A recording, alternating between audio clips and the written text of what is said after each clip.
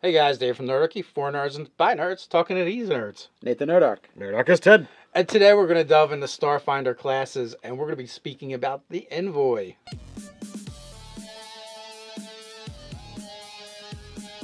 Jump down the description below where you can sign up for Nerdarchy the newsletter, get weekly gaming tips, as well as learn how to game with us. Also, we're going to be talking about Starfinder, and you can find your copy of Starfinder in the description, or a link to get your copy of Starfinder in the description. Delving into the classes, the professions of Starfinder, bit different than Pathfinder. There's several changes that I noticed right off of the bat. You know, one of them being, multiple attacks around don't happen the same way as they do previously. There is no hit die. You have a set number of hit points, and that ranges from 5 to 7.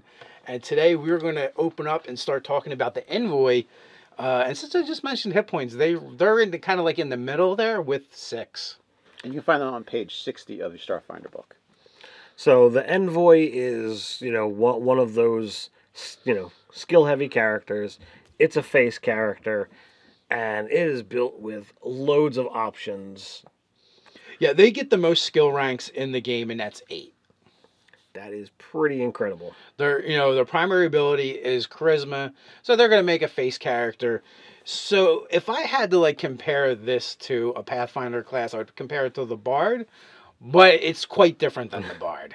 Well, yeah, because it also has some specialization in, you have skills as well as weapon specialization, and it also has a lot of tactician built into it. So a bit of Bard, but also kind of a bit of fighter specialist. Well, Bard is a spellcasting class in Pathfinder, and this is not a spellcasting class. No, instead has a slew of abilities, and it's only a tactical class if you go down that tree. Right. That's true. you could completely ignore that and do other skills instead, or you can double down and be like, I'm a tactician. Right.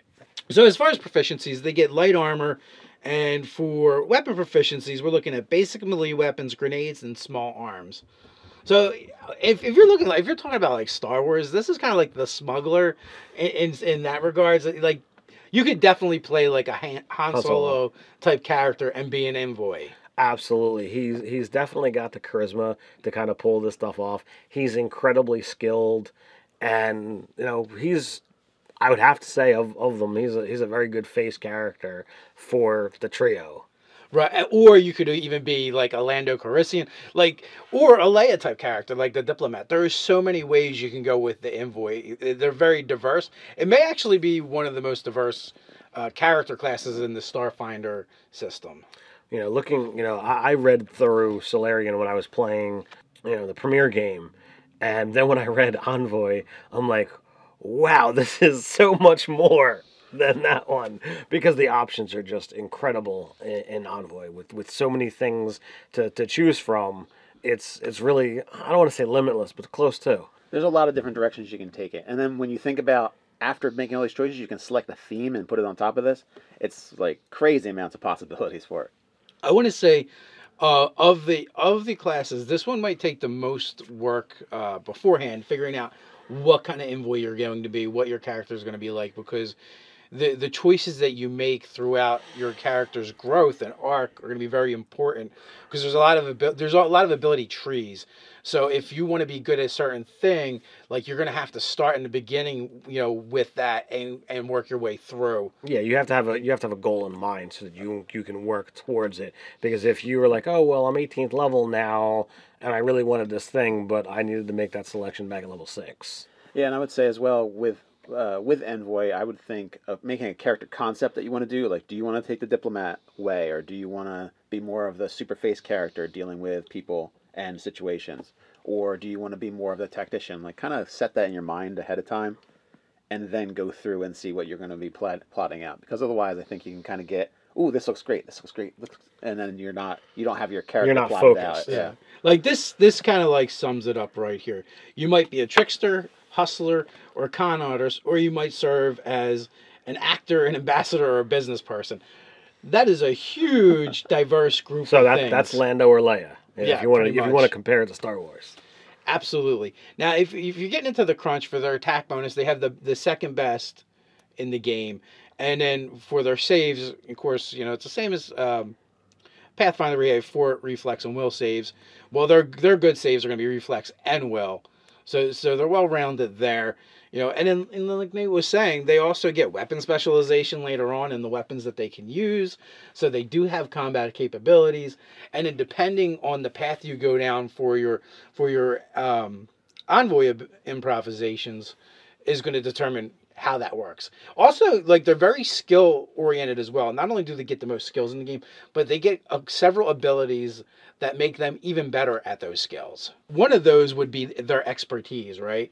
Their expertise starts at a die 6 and it continues to go up, and it's something that they can use on specific skills that they've chosen, as long as they have their resolve reservoir of at least 1.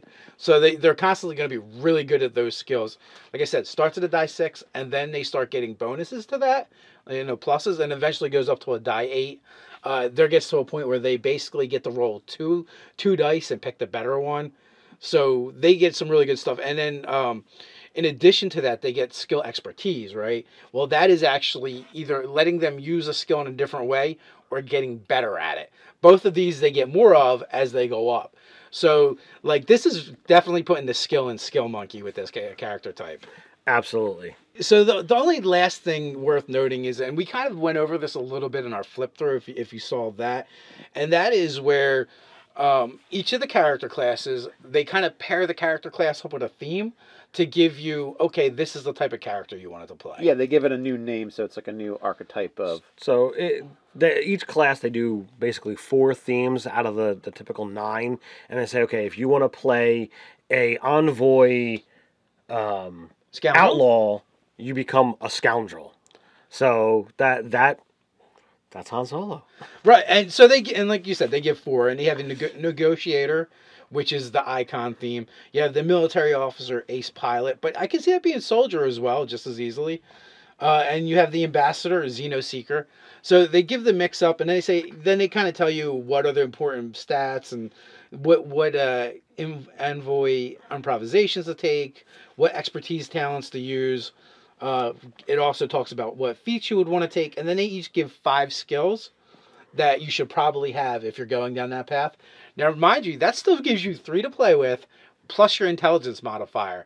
So even if you use these suggested builds, it still gives you some room for customization, so you won't be the same as someone else playing the same type of Envoy. Right, but what it does is it gives us solid building blocks for you to be able to say, if I'm looking to go down this road, I really like this package concept. Part of your work has been done for you, and I think it's a good leg up on making characters. I think this aspect of the book is the most helpful for anyone diving in. Also, I think it gives them an excuse to draw the different races and different cool poses and outkit it a little bit differently, which I really enjoy. Yeah, it definitely lowers the intimidation level for making characters in this game, because I can go, oh, I want to make a scoundrel. Well, do I want to make a Envoy outlaw scoundrel, or do I want to see if there's other ways of fitting that kind of thought? Yeah, it gives you a quick build, so you just want to get in the game. You don't want to think about it a lot. Boom, take these things. You're done. There you go. So, what do you guys think? Are you getting into Starfinder yet? I think it's a great book. Once you continue that discussion down below, while you're down there, don't forget to like, share, and subscribe. Hey, if you're looking to grab your copy, there's a link in the description. You can also check out the articles over at nerdarchy.com. So until next time, stay nerdy.